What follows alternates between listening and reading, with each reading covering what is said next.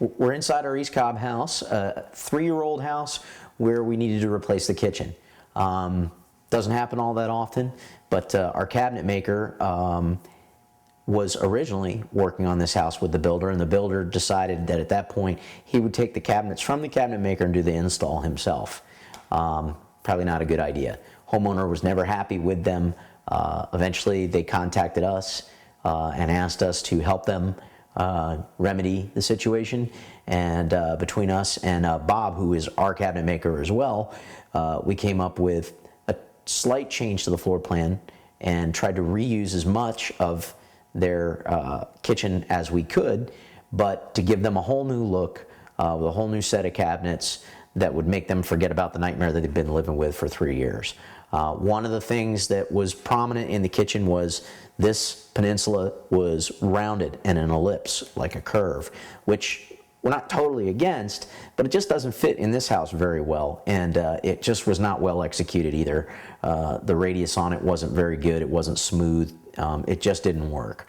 So what we did do was salvage the granite. We only needed one new piece. We recut the granite where we needed to. We reused the stovetop, the dishwasher, the refrigerator, and we brought in some new double oven and microwave combo up here to make them happy. But the centerpiece of this remodel really is the cabinets. And so today we brought along Bob from Ackworth Cabinet. And why don't you come on camera here, Bob, and tell people a little bit about these cabinets. How you doing? Bob Weisbert with Ackworth Cabinet. Like as Kevin was saying, this was originally this kitchen was installed, the cabinetry, by the builder at the time. And it was a maple kitchen. Homeowner was, as Kevin said, wasn't happy with it. A lot of fillers, a lot of shoddy installation work on the cabinetry. And the homeowner just really wanted to do something nice and would more fit this style of home in the $600,000 range. What we elected to go with was a mahogany kitchen. All the cabinetry here is all custom built in our shop. What we did is we custom sized everything to eliminate fillers and scribe molding and things of that nature that you usually get with semi-custom cabinets. Meaning custom that all the cabinetry you see here is specifically sized within a 1/16 of an inch. So if something was 21 3/8, it got made 21 3/8. As Kevin was saying, like I said, it was all fully custom built. Everything is 3/4 inch plywood construction, all mahogany. The interiors are pre-finished, birch plywood, 3/4. What we do in our custom shop is we build all the cabinets fully out of 3/4 inch plywood. The backs of the cabinets are 3/4 inch as well. Most manufacturers or even some custom guys do a 1/4 inch backing on their cabinets. We build everything out of 3/4 inch, real solid and strong. We do incorporate a face frame cabinet, which is a 1 3/4 solid mahogany face frame on all the cabinetry. The doors themselves they represent a flat panel. However, they're not a true, I guess you could say a lot of the lesser grade would just have a 1/4 inch plywood panel. These are all solid mahogany. What we do is we almost make it as a raised panel, but we flip it around so that the entire door is solid mahogany. All the moldings are applied after the fact, all hand done and all finished that way there.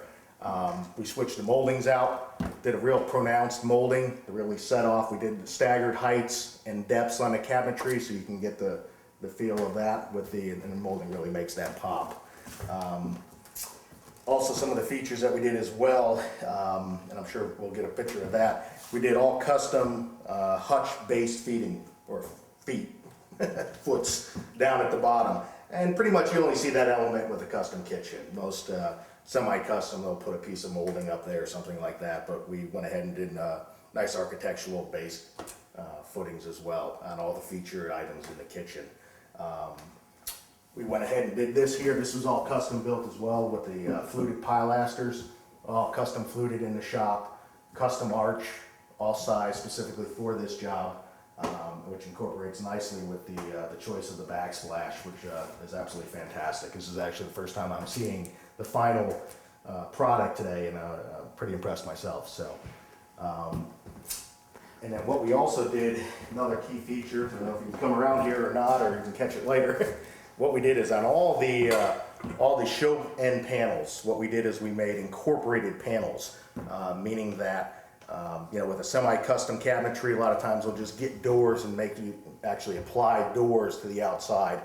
Nice item, but we actually go ahead and incorporate the building of all those panels into the cabinetry itself. So all the show pieces or side pieces all have solid wood incorporated panels. And then the other key feature we did, as Kevin was talking about, was the, I guess you could say, problem area. Or Yeah. aesthetically wasn't the nicest thing in the world to have this radius. Homeowner wanted to go ahead and do a raised bar look. So with Kevin's guys and so forth, we actually raised this portion up, and I hate to say the word skin, but basically incorporated solid mahogany paneling out on the front side as well, with matching moldings and everything else, so it matched the rest of the cabinetry. It actually brings in this room into this room and really does a nice job. Whereas before, this was drywall. Drywall. Yeah, and it was curved, and it just didn't hold up very well with the kids and everything else, and it just really didn't look very good. And I think this brings in a nice visual start to the kitchen. You look this way and you see more of the cabinetry down below the bar height as well. Well, it looks good, buddy. Thank you, Kevin. Appreciate Nice it. project. Appreciate it.